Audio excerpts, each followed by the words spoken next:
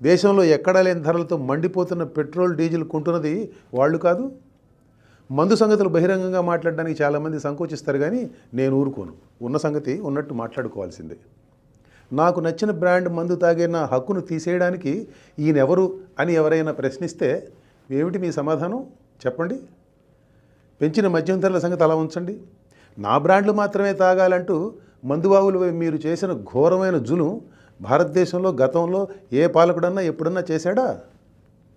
నేను బటన్ నొక్కి డబ్బులు వేస్తే అవి తీసుకుని కూడా ఓటు వేయలేదని మీరు ఎవరినైతే నిందిస్తున్నారో ఆ అక్క చెల్లెమ్మలకు భర్తలు కొడుకులు లేరు?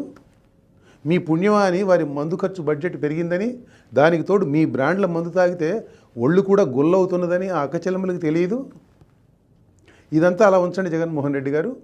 ఎవరి డబ్బు ఎవరికి ఇస్తున్నారు మీరు? మీ తాత తండ్రులు సంపాదించిన డబ్బో, లేక చిన్న వయసులోనే అసాధారణ ప్రతిభ